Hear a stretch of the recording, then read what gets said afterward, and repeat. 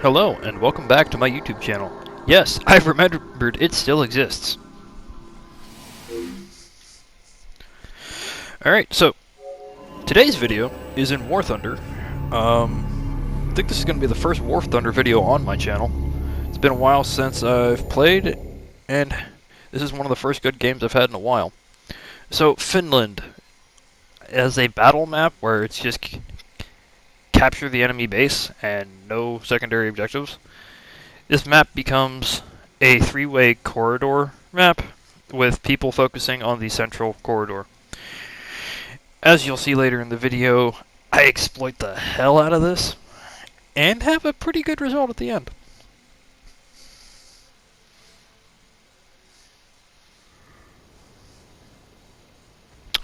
So, during the setup before the match, I decided to rebalance my ammo, the Panzer 38 NA, because initially it was the tank I was going to be using in this match, but I misclicked right before I loaded in, and that's why the Panzer 3J is the star of the video.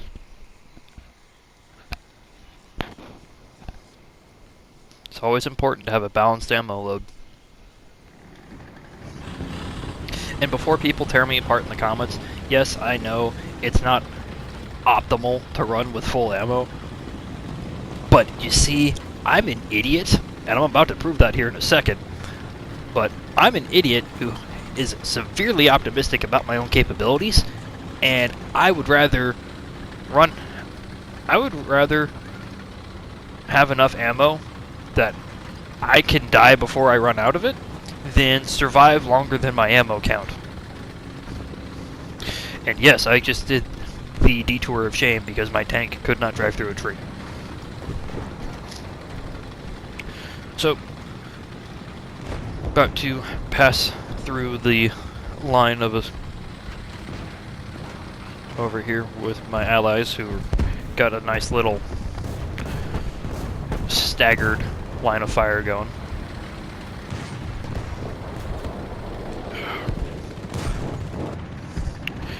Before you give me too much shit for wasting a shot on the truck, I thought that was still an active target and not just map decoration. And the reason I'm throwing rounds into the trees back there is because usually tanks hide there. So that's why I did that. Also, neat little historical fact, the T3 is a Soviet Panzer III that was given to them for trials during the brief period where the Soviets and the Germans were allies. Weird little history fact. I don't know too much about it, I just know that it was actually a thing. I think they also had a Panzer IV prototype, or Panzer IV early production model, but I can't remember which one. But they greatly preferred the 3 because it was just simpler. And this is coming up. This is why it's important to know the relative size of tanks so you can relatively know their range. He's roughly at 300 yards.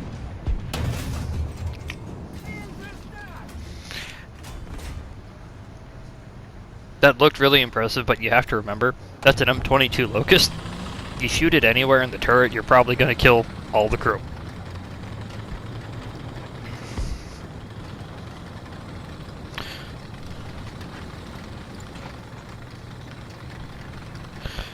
Now, coming up, I didn't realize that I actually took machine gun fire. During the match, I thought that was just an audio bug and didn't know there was actually anybody over there.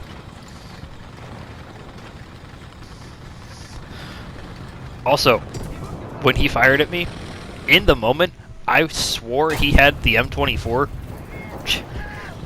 Chaffee turret on his LVT.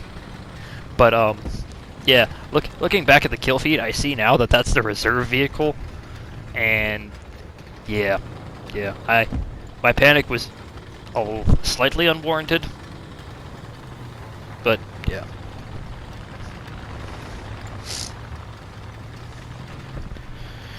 So, bit of a lull in the video for 30 seconds, so I'm just going to explain a bit about where I've been and why my videos have been so infrequent. Just haven't really had any videos that I've been trying to make videos, but I haven't been able to produce something that was of a quality that I felt I could be proud of and stand behind.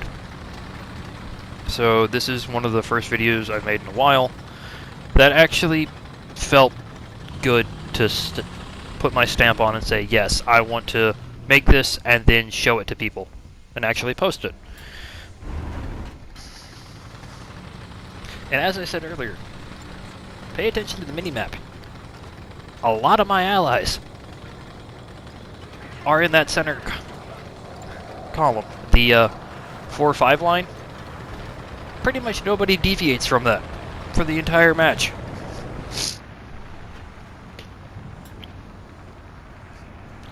So, yeah, there's that. There is that little point of contention that I called out earlier in the match.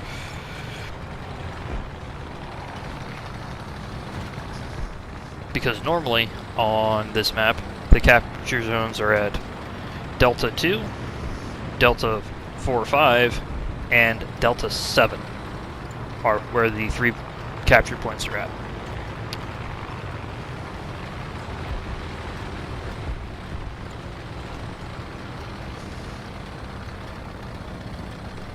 So if you thought that shot on the M22 was impressive earlier, first off, thank you. Secondly, I pull off a shot here that I am 90% is a ghost shell what the fuck moment.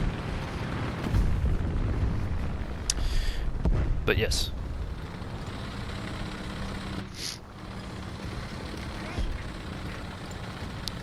So I get as close as I think is safe without actually tipping them off that I'm here, because I don't want to drive into their spawn zone and let them know that, hey, there's an enemy tank on your flank.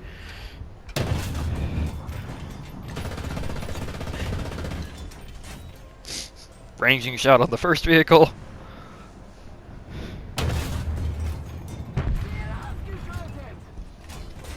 And I somehow managed to turret toss a half-track. I'll let you figure out how that works.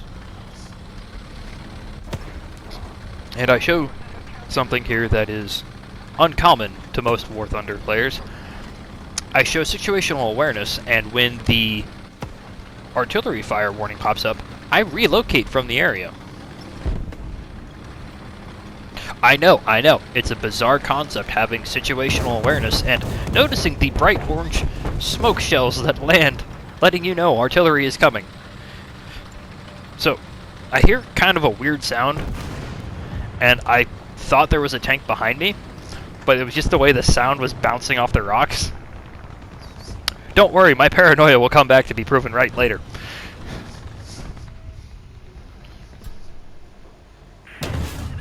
Still trying to figure out how that guy lived. Got the M22. Alright, here's the bullshit shot I get that I have no idea how it worked. You tell me on that one. You tell me on that one. I feel bad about this one, though, because the A-13 is a just horrible vehicle to grind through. It sets the tone for the British tree, I feel. It sets the tone. And here is where I get my comeuppance, because I broke 2 cardinal rules of armored warfare. 1, I'm operating alone, and 2, I'm operating with a obscured... Basically, there's no way for me to cover my 6 and engage the enemy at the same time. So that is all on me. And now, the all-important results screen. As you can see, number 4 on the team, not on the podium, but still did a good job. I personally think the results speak for themselves, and I got some cool decals out of it. Got the 10th Panzer and the Sturmgeschütz Brigade. Also, new tank destroyed decal. Pretty neat. Pretty neat. Very happy with that match. The Panzer III is just a fun, low-tier German tank, and if you just want to have fun in War Thunder, play a Panzer III. Just do it. You won't regret it. The Panzer III is awesome.